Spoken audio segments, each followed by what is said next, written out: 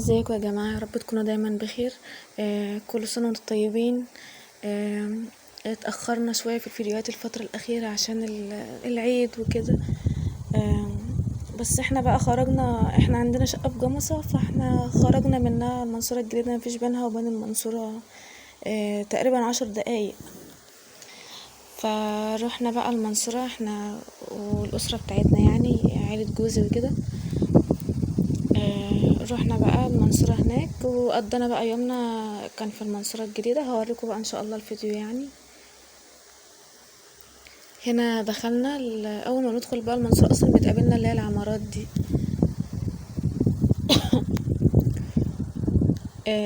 المنصورة الجديدة يا جماعة ما شاء الله، يعني انا حضرتها. احنا كنا كل فترة بنروح نبص على المنصورة الجديدة. انا تقريبا حضرتها وهي لسه بتتأسس، وقبل ما حاجات كتير قوي تحصل فيها كنت كل فترة بروح. ما شاء الله يعني بنبهر بالتقدم اللي هو كان بيحصل فيها بسرعة.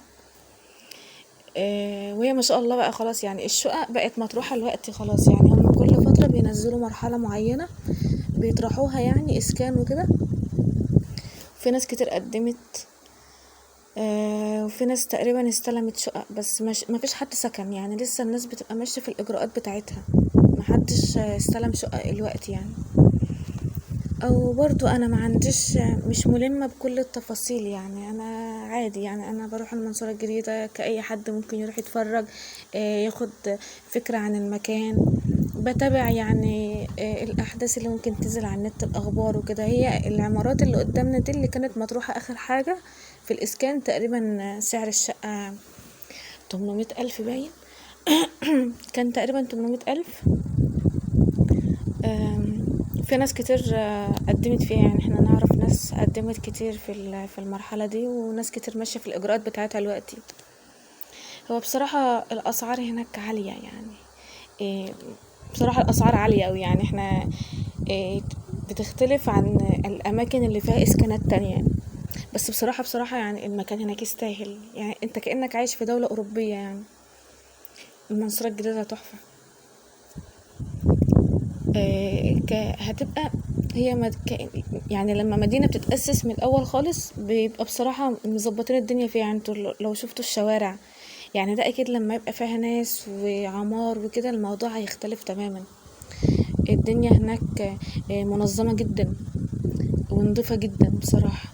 بتبقى ماشي تحس ان في جو، لها جو مختلف، من انت مش في جمصة خالص، مش تبع جمصة خالص. ده تقريبا كومباوند جنة، مشروع جنة يعني الإسكان. بصراحة مش عارفة الأسعار ايه، بس أغلى لأن دي جوه بقى. انت كل ما بتقرب للبحر الأسعار بتزيد. فتقريبا الشقة هنا 1,000,000 وحاجة، يعني بتبدأ من 1,000,000 وحاجة. بس انت بتشتري شقة هتقعد معاك العمر كله في مكان اللي هو المستقبل. مكان راقي جدا بصراحة، ولسه في شغل كتير قوي. يعني هم لسه اصلا شغالين هناك، لسه في اماكن كتيرة تتعمر، زي مثلا على شمالنا كده لسه في حاجات كتيرة تتعمر. فبصراحة يا بخت اللي قدر ان هو يجيب حاجة هناك. يعني يا ريت فعلا كان معانا وكنا قدمنا. هنا دي مدرسة لغات. المنصورة الجديدة فيها جامعة خاصة، وفيها جامعة المنصورة اللي هي الجامعة الأهلية تقريبا. مش متذكرة اسمها قوي، بس هي فيها جامعة زي جامعة المنصورة العادية، يعني جامعة حكومية وفيها جامعة خاصة. ودي كانت مدرسة خاصة. فهم لا يعني هم ما شاء الله. تقريبا الجامعة الخاصة أصلا شغالة فيها كام كلية شغالة، والجامعة الحكومية تقريبا لسه شغالين فيها. وهنا بقى دخلنا على القسم بتاع الفلل. هو من اول مسافة معينة كده لحد البحر فلل، مفيش شقق على البحر. يعني الشقق شفتوا زي ما احنا مثلا هنا الشقق على يميننا كده، احنا خلاص دخلنا الفلل بقى خلاص هي للبحر. الشقق بتقف عند مكان معين، بعد كده بقى الفلل. والفلل برضو انواع. يعني الفلل دي مثلا، الفلل دي على حد علمي بتبدأ من 5 مليون مثلا، لان دي ورا، دي اللي في نص المنصورة. فيهم نظام الفلل اللي هي ايه لازقه في بعضها شويه، بيفصل بينهم وبين بعض سور كده، زي مثلا اللي هو النظام ده. كل كام فيلا كده بيبقوا بينهم بس سور، ويبقوا مشتركين مع بعض في جزء معين. وفي بقى قدام الفيلا اللي اسعارها بتزيد طبعا، في الفيلا اللي هي على البحر بتوصل 9 مليون تقريبا، يعني 8 و9 مليون، فارقام ما شاء الله يعني. بس التقسيمة تحفة يا جماعة، يعني التصوير كمان مش مبين حلاوة المكان، يعني وانت هناك بتحس احساس كأن انت سافرت برا. النظام هناك حلو قوي بصراحة، حلو قوي يعني. واكيد برضو مش عارفة يعني، هو لما يبقى فيها سكان هيبقى الدنيا ممكن تبقى بالنظافة دي والنظام ده ولا لا، بس الموضوع هناك احساسه حلو قوي. وهنا ده مهبط طائرات هليكوبتر، يعني المكان ده ده مهبط طائرات هليكوبتر، وكان واسع. شوفوا يعني كل اصلا الصحراء والحاجات دي اكيد هتتعمر وهتبقى فاهمة مشاريع كتير. المكان هناك واسع، يعني شايفين اصلا عربية على مسافة قد ايه، فالمكان كبير، والبحر قدامنا على طول اهو. هو هناك احلى حاجة ان الفلل اللي هي صف اول بصراحة يا جماعة خدوا فيو خلاص. انت واقف في البلكونة شايف البحر كله قدام منك، ومفيش بقى قدام منك حد، فخلاص. الفيلاج هناك برضو شكله جميل قوي، يعني عاملينه ستايل حلو. انا كنت رحت قبل كده السنة اللي فاتت، كانش في حاجة يعني، مكانش بيبشرك ان هو هيبقى المكان بالنظام ده وبالجمال ده بصراحة. وهناك على فكرة احنا نزلنا الشط مفتوح، بس مفيش فيه الخدمات اللي هي مثلا في جمصة وكده، هم لسه. بس اي حد بيروح، هو الشاطئ مفتوح عادي، اي حد بيروح بقى معاك كراسي، معاك شمسية، عاوز تروح تنزل تقعد براحتك عادي. شوفوا كمية العربيات اللي كانت في المنصورة الجديدة في مكان واحد بس، ما شاء الله. يعني الناس كلها بقت بتروح المنصورة الجديدة لان المكان هادي هناك لسه، واي حد بينزل البحر، والبحر هادي لان مفيش حد هناك. وفي اصلا مكان للباركنج، انت بعيد عن الشارع، يعني بتدخل كده على الباركنج. شايفين يا جماعة منظر الفيلا شكلها تحفة. بس هم مهتمين قوي بالبلاج وبالكورنيش كده بتاع البحر. شوفوا يعني ده مثلا ده الكورنيش، وفي اصلا هناك اماكن كتير عاملينها بقى للفاست فود والمشروبات والحاجات دي، بس طبعا لسه ما حدش فتح الاماكن ده، او تقريبا ما حدش اجرها لسه.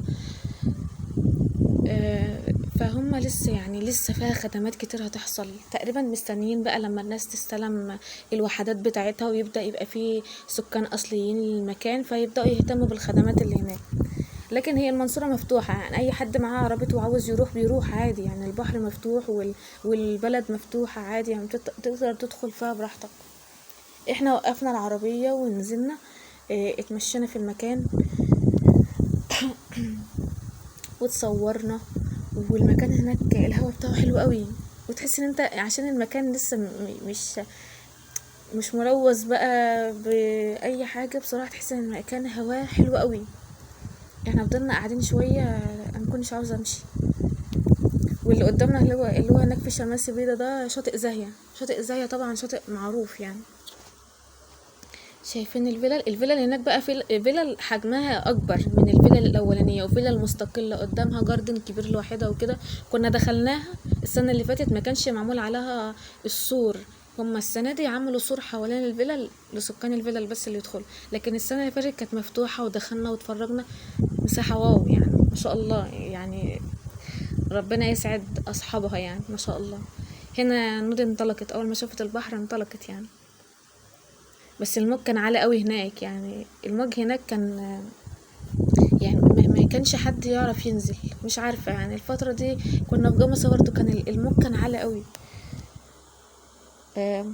وهنا حتة تصوير بطيء كده، وابو نادي فرحان بنفسه، وحتى الحتة دي في الفيديو يعني. هي نودي الوحيدة اللي نزلت البحر، هي اول ما بتشوف البحر لا لازم اجري انزل البحر، بس عشان كانت وقعت في المية، الموجة كانت خبطتها خفت وجرت. هنا كنا وقفنا قدام شاطئ زاهية، هو المكان مفتوح يعني يعني انت واقف فوق على البلاج مثلا، زي ما احنا مثلا واقفين، احنا شايفين كل حاجة اصلا. بس هو شاطئ خاص، او مش شاطئ خاص، هو مكان يعني في بسين، في مكان بقى للاكل وللشرب وكده. انت بتدفع بس تذكرة دخول الفرد الكبير ب150، وبيبقى في ديسكاونت لو هما مثلا معاهم اطفال وكده. بس احنا اصلا يعني احنا كنا هناك الساعة 6:30، وهم قالوا ان هما بيقفلوا 7 او 7:30، فحسينا الموضوع مش بالسهل ان احنا ندخل يعني. آه، بس المكان شكله حلو، في بسين، واصلا لقينا ان البسين زحمه قوي. العيد كان مخلي ما شاء الله الناس كلها كانت بتخرج بره. هنا ده شاطئ، ده منظر الكورنيش. وبس كده، اتمنى يكون الفيديو عجبكم. يا ريت تضغطوا لايك واشتراك في القناه، ونستنانا ان شاء الله في الفيديوهات الجايه.